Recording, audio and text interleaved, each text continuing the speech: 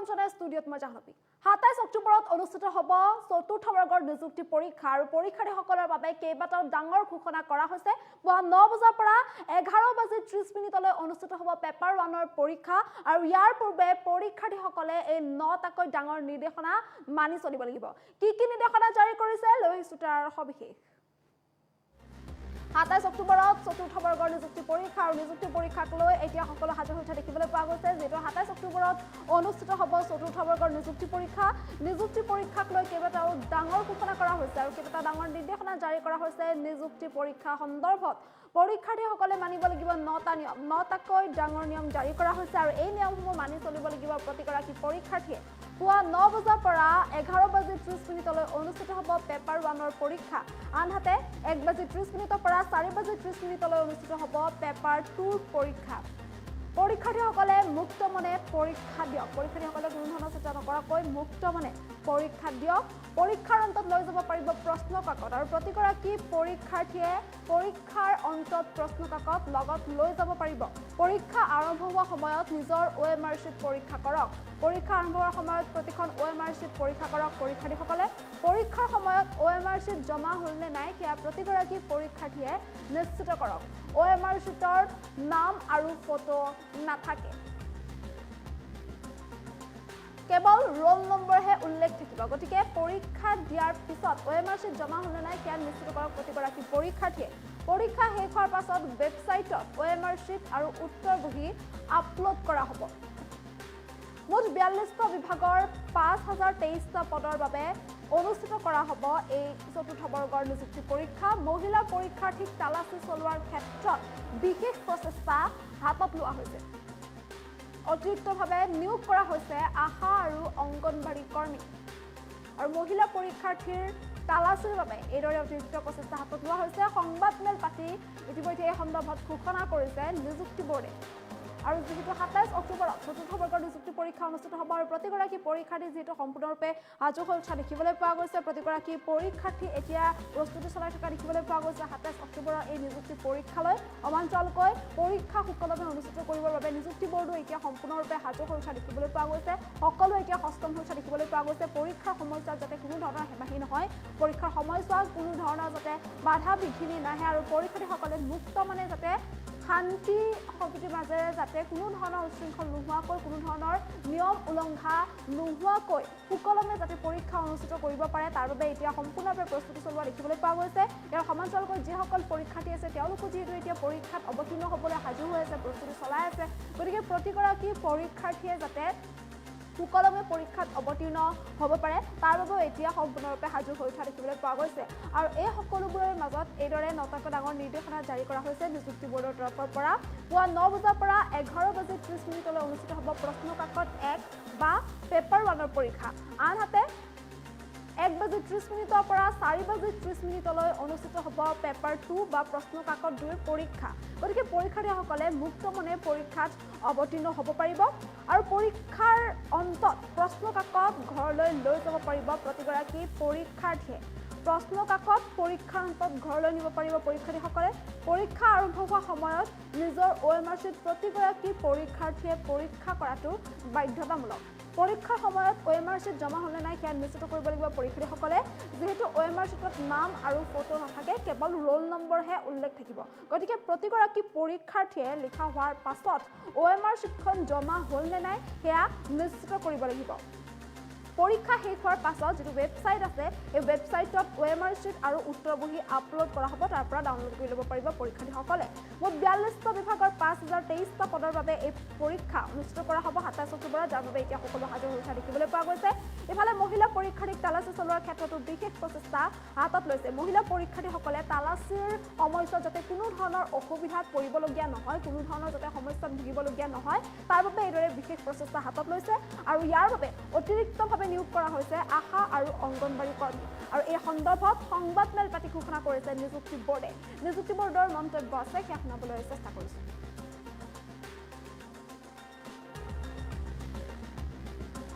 এই পৰীক্ষাত যেহেতু এটা ৰেষ্ট্ৰিকশ্যন আছিল যে গ্ৰেজুৱেট মানে হ'লে তেওঁ এই পৰীক্ষা দিব নোৱাৰে তাৰ মানে ক্লাছ 4 পৰীক্ষা দিয়া ছাত্ৰ ছাত্ৰীসকল কেণ্ডিডেটসকল কেৱল মাত্ৰ হায়াৰ ছেকেণ্ডেৰী লেভেলহে পাছ কৰিছে maybe they are studying in graduation but কিন্তু হায়াৰ ছেকেণ্ডেৰী লেভেলহে কৰিছে গতিকে প্ৰত্যেকজন কেণ্ডিডেটেই মই ভাবোঁ ভেৰি য়ং আৰু প্ৰত্যেককেইজন কেণ্ডিডেটে কম পঢ়া লিখা দ্বিতীয়তে তেওঁলোকে বহুতে হয়তো প্ৰথমবাৰেই কিবা এনেকুৱা এটা পৰীক্ষা দিবলৈ আগবাঢ়িছে সেইকাৰণে তেখেতসকলক মই আমাৰ ফালৰ পৰা এটা আন্তৰিক ধন্যবাদ মানে শুভেচ্ছা যাচিছোঁ লগতে তেখেতসকলক মই অনুৰোধ জনাইছোঁ যাতে একদম নিৰ্ভীক হৈ পৰীক্ষা দিবলৈ আহে মন মুক্ত কৰি পৰীক্ষা দিবলৈ আহে কোনো কাৰো পৰা যদি সহায় লোৱাৰ চেষ্টা নকৰে আৰু নিজৰ যিখিনি মেধা আছে সেইমতে যাতে পৰীক্ষা দিয়ে দ্বিতীয়তে এইটোত চাকৰি পাওক নাপাওক নিজৰ মেধা পৰীক্ষা কৰাৰ কাৰণে এইটো এটা ভাল সুযোগ আছে দ্বিতীয় থাৰ্ড হ'ল যে এতিয়ালৈকে মাত্ৰ আমি অলপ আগতে হিচাপ লৈছিলোঁ অনলি 76% ল'ৰা ছোৱালীহে নিজৰ কেণ্ডিডেট আউটলুক ডাউনলোড কৰিছে যি 24% এতিয়াও ডাউনলোড কৰা নাই অতি শীঘ্ৰেই মই আপোনালোকৰ জৰিয়তে তেওঁলোকক অনুৰোধ জনাব বিচাৰোঁ যে তেওঁলোকে নিজৰ এডমিট কাৰ্ডবিলাক ডাউনলোড কৰক আৰু জানি লওক তেওঁ পৰীক্ষা কেন্দ্ৰ ক'ত পৰিছে কি পৰিছে কাৰণ একদম পৰীক্ষাৰ সময়ত যদি ডাউনলোড কৰে তেতিয়াহ'লে গমেই নাপাব ক'ত হৈছে আৰু এনেকুৱা এটা জেগা হ'ব পাৰে যিটো ঘৰৰ পৰা বহুত দূৰ হয় সেইকাৰণে মই প্ৰত্যেককেইজনকে অনুৰোধ জনাইছোঁ আপোনালোকৰ জৰিয়তে যাতে যিসকলে এতিয়াও নিজৰ এডমিট ডাউনলোড কৰা নাই তেওঁলোকে নিজৰ এডমিটটো ডাউনলোড কৰি লৈ যায় দ্বিতীয়তে পৰীক্ষা দিবলৈ আহোঁতে যিবিলাক এডমিট কাৰ্ডত আমাৰ সম্পূৰ্ণ নিৰ্দেশনাবিলাক এডমিট কাৰ্ডত লিখা আছে সেইখিনি ভালকৈ পালন কৰিব আৰু লগতে যাতে যিখিনি বস্তু তেওঁলোকে লৈ আহিব লাগে সেইখিনি লৈ আহে তাতকৈ অতিৰিক্ত কোনো বস্তু লৈ নাযায় কাৰণ সেইখিনি তাত জমা লোৱাৰ কোনো ব্যৱস্থা নাই আৰু সেইখিনি যাতে তেওঁলোকে ব্যৱস্থা কৰে পৰীক্ষা দিয়াৰ আগতে আমি তেওঁলোকক প্ৰথমতে আমি কুৱেশ্যন পেপাৰ আৰু OMR তেওঁলোকক দি দিওঁ পৰীক্ষা আৰম্ভ হোৱাৰ লগে লগে প্ৰথম মোৰ আপোনালোকৰ প্ৰতি অনুৰোধ যাতে তেওঁ আমাৰ কেণ্ডিডেটসকলৰ বিলাকে নিজৰ OMR চিটটো পোৱাৰ লগে লগে প্ৰথমতে চাব যে OMR চিটৰ যিটো ৰোল নম্বৰ লিখা আছে সেই ৰোল নম্বৰটো তেওঁৰ এডমিট কাৰ্ডৰ লগত মিলি আছে নে নাই কাৰণ এইবিলাক পাৰ্চনেলাইজ OMR ছাত্ৰ ছাত্ৰীসকলে কি বহুতে প্ৰথমবাৰ পৰীক্ষা দিব গতিকে হয়তো তেওঁ একো নচোৱাকৈ যদি OMRত এনচাৰ কৰা আৰম্ভ কৰে তেতিয়াহ'লে এনেকুৱা এটা হ'ব পাৰে যে বেলেগৰ OMRত তেওঁ লিখি আছে গতিকে নিজে প্ৰথমতে নিজৰ OMR হয় না নহয় ভালকৈ পৰীক্ষা কৰি ল'ব ভালকৈ চাই ল'ব then only he should start যে এইটো মোৰ নিজৰ হয় দ্বিতীয় হ'ল যে দুইবেলা অলৰেডি চেয়াৰমেন সাহেবে কৈছে মই আৰু ৰিপিট কৰিছোঁ দুইবেলা পৰীক্ষা আছে ইয়াত 8,27,000 কেণ্ডিডেট প্ৰথম বেলা আছে আৰু ছেকেণ্ড বেলাত 5,57,000 কেণ্ডিডেট আছে তাৰে 5,11,000 কেণ্ডিডেট এনেকুৱা আছে যিসকলে দুইবেলা পৰীক্ষা দিব গতিকে সৰহ সংখ্যক কেণ্ডিডেট যিবিলাক ছেকেণ্ড শিফ্টত আছে তেওঁলোকে প্ৰথম শিফ্টতো পৰীক্ষা দিব সেইকাৰণে এটা ব্যৱস্থা কৰা হৈছে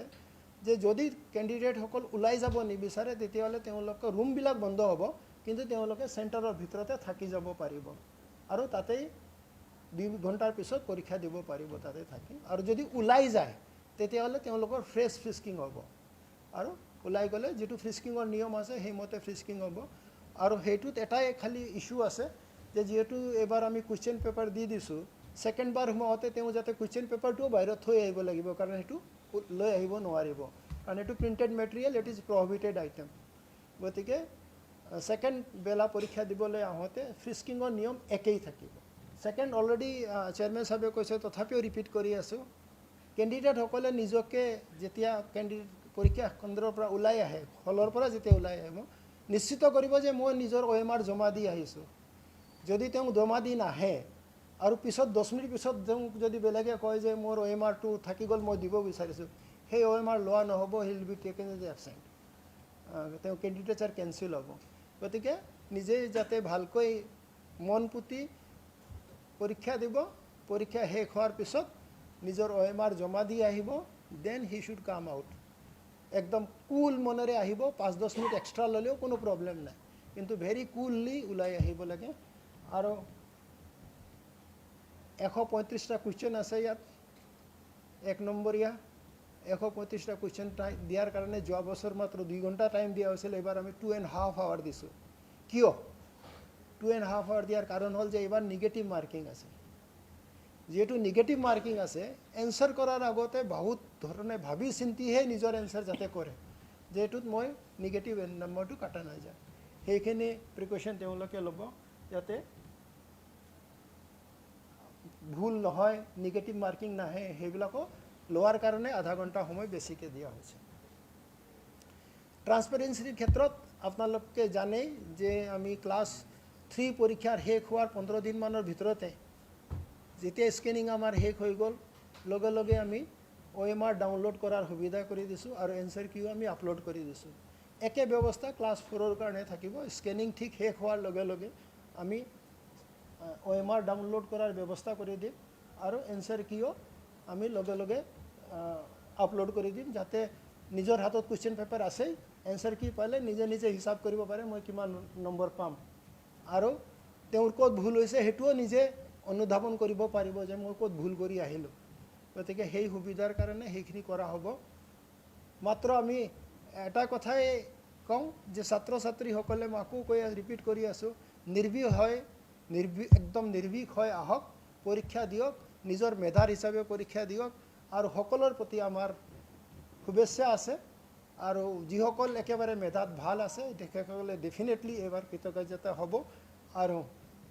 সিস্টেম মতে পৰীক্ষা হ'ব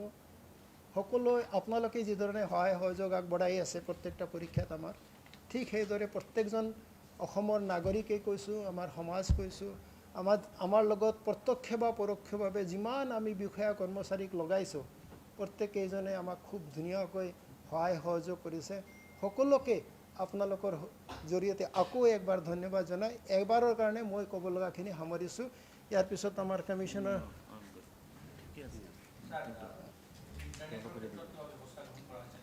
এই কথাটো মানে অৱশ্যে কমিশ্যন হে ভালকৈ জানিব পাৰিছিলে কিন্তু এতিয়াও জানিব পৰা হোৱা নাই কাৰণ এই গোটেই বস্তুখিনি গভৰ্ণমেণ্ট অফ অসমৰ ওপৰত নিৰ্ভৰ কৰি আছে তেওঁলোকে বহুত জাগাৰ পৰা পাৰ্মিশ্যন ল'ব লাগে তাৰ কাৰণে এতিয়ালৈকে সেই সিদ্ধান্তটো সঠিকভাৱে ক'ব পৰা হোৱা নাই সেইটোতো অলৰেডি কোৱা হৈছে যে যোৱাবাৰ যিটো ফাৰ্ষ্ট পৰীক্ষাৰ দিনা এটা আপত্তি আহিছিলে তাৰ কাৰণে 29 তাৰিখৰ পৰীক্ষাত সম্পূৰ্ণ চেঞ্জ এটা SOP উলিয়ালে দ্বিতীয়তে আশা আৰু অংগনবাড়ী ৱৰ্কাৰ আমি এক্সট্ৰাকৈ লগাইছোঁ তেওঁলোকে আৰক্ষী বিষয়া কেতিয়াবা ধৰক হ'ব পাৰে তেওঁলোকে সদায় তেনেকুৱা মানুহক ডিল কৰি থাকোঁতে কেতিয়াবা ৰুখা ব্যৱহাৰ হ'ব পাৰে কিন্তু সেইকাৰণে আশা আৰু anganwadi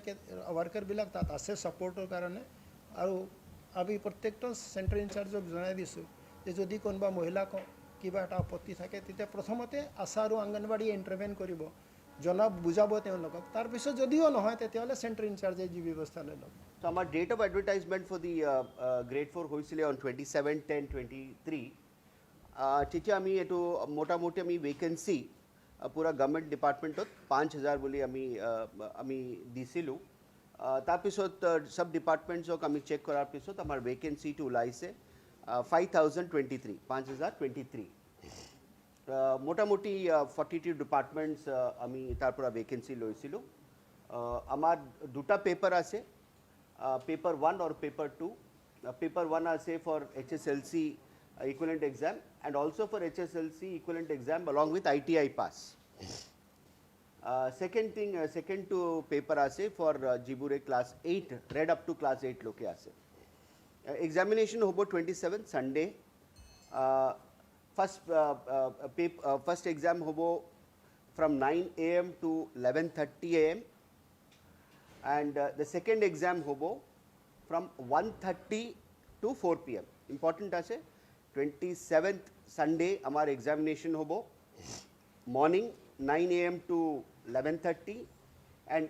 and afternoon to evening that is 1:30 to 4 PM. Application process to ami korisulu from 10th November to 29th November 2023. Amar total application jitu ami palu it was about 13,79,132 all categories ot ami 13,79,132 paper 1 or karne ami palu 8,27,130 HSLC with ITI ami palu 21,275 paper 2 mane read up to class 8 loke poda to it was 5,52,002 552,002 ami jitu jimankini center ami DC আৰু যিবোৰ district administration লগত বহুতখিনি আমি video' conference কৰি আমাৰ chairman ASSEB finalise কৰিছে